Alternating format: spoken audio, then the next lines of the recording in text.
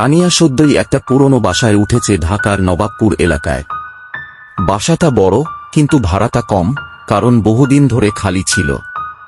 ঘরে ঢুকে প্রথমেই তার চোখে পড়ে একটা বিশাল পুরনো আয়না।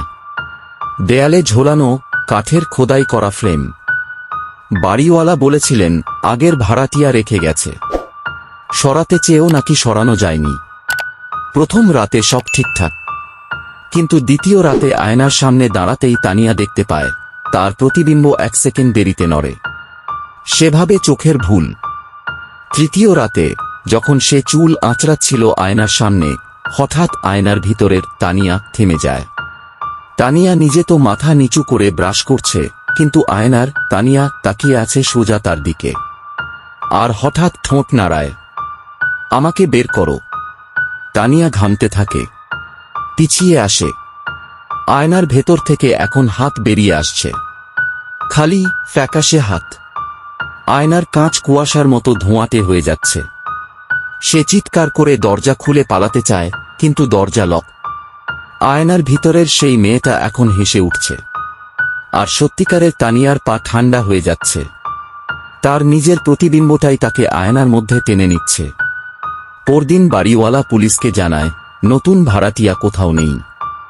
আয়নার কাঁচ শুধু কুয়াশায় ঢাকা, আর ভেতরে এক মেয়ের ফিসফিসানি শোনা যায়।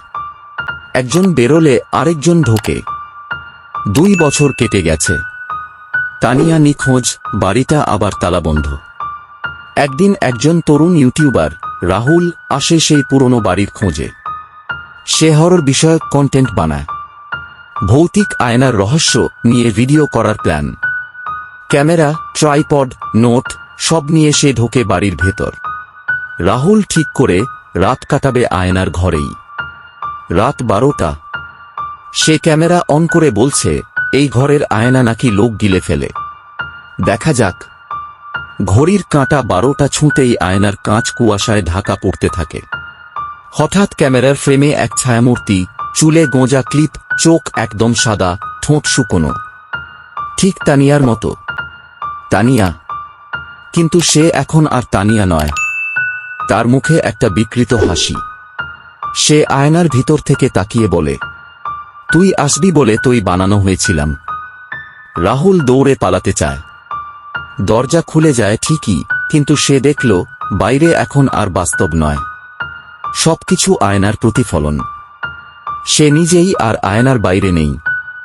পরদিন সকালে কেউ একজন দেখে ইউটিউব লাইভে একটা অদ্ভুত দৃশ্য।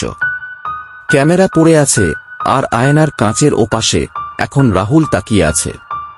ভিতরে সে ঠোঁট নাড়ায়, আমাকে বের করো। এমন আরও গল্প পেতে চাইলে আমাদের চ্যানেলটি সাবস্ক্রাইব করে বেল আইকনটি প্রেস করে রাখুন।